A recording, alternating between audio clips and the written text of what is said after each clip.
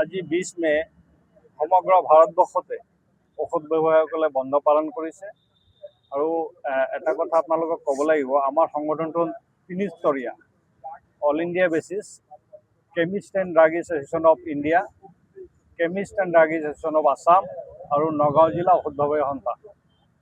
আমি নগাঁও জিলা ঔষধ ব্যৱসায়ী সন্থা এই বন্ধত সমৰ্থন কৰিছোঁ।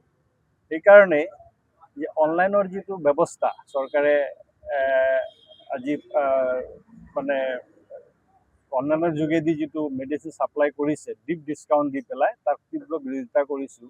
সেইকাৰণে যে অনলাইনত দেখা গৈছে বহুতো স্পুৰিয়াছ ড্ৰাগ বা ডুপ্লিকেট মেডিচিন মানুহৰ ওচৰত আহিছে। আপোনালোকে সময়ে সময়ে টিভিত বা বিভিন্ন পত্ৰিকাত পাইছে যে অনলাইনৰ গোডাউনবিলাকতে নয়ডা হওক, আপোনাৰ গাজিয়াবাদ হওক, ইউপিত হওক, বহুতো এনেকৈ কোটি কোটি টকাৰ অনলাইন মানে স্পুৰিয়াছ ড্ৰাগ ধৰা পৰিছে। আমি অনলাইনৰ জৰিয়তে যিবিলাক মেডিচিন আহে আমি তাত নিৰূপণ কেনেকৈ কৰিম যে এইটো কিমান সত্যতা তাত আছে। আমি ওচৰৰ ফাৰ্মাচী এখনৰ পৰা যেতিয়া আমি এটা মেডিচিন কিনিম, আমি এটা চিনাকি হয়, আমি সদায় এটা ভাল মেডিচিন দিবলৈ আমি চেষ্টা কৰোঁ। তেওঁলোকে এটা কথা আপোনালোকে মই ক'ব বিচাৰিছোঁ, প্ৰাইচটো কিন্তু চৰকাৰে নিৰূপণ কৰে, আমি নিৰূপণ নকৰোঁ।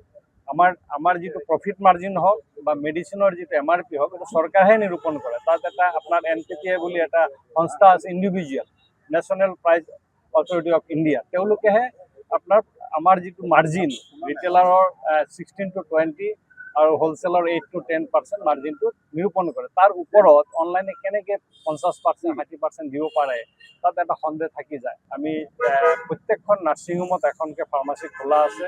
তাৰপিছত আমাৰ চিভিল হস্পিটেল নগাঁৱৰ ওচৰত এখন খোলা আছে, খবৰগাঁও বজাৰত এখন খোলা আছে, আমাৰ মেডিকেলৰ ওচৰত 2খন ফাৰ্মাচী খোলা আছে। গতিকে ৰাইজে যাতে অসুবিধা নাপায় তাৰ কাৰণে বিভিন্ন কৰ্ণাৰত য'ত আমি এখনকৈ 4খনমান ফাৰ্মাচী খুলি দিয়া হৈছে আৰু আমি নাম্বাৰ দি দিয়া হৈছে, কিবা এমাৰ্জেঞ্চি হয় আমি খুলি পেলাই আহোঁ, ৰাইজক সহায় কৰিম মেডিচিন দি পেলাই।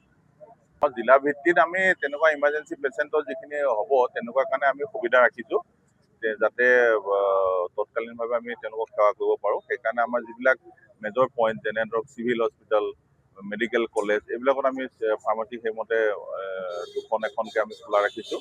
আৰু নাৰ্ছিং হোমবিলাকৰ ভিতৰত ইণ্ডোৰ যিবিলাক ফাৰ্মাচী আছে এইবিলাক খোলা থাকিব, জনঔষধি খোলা থাকিব।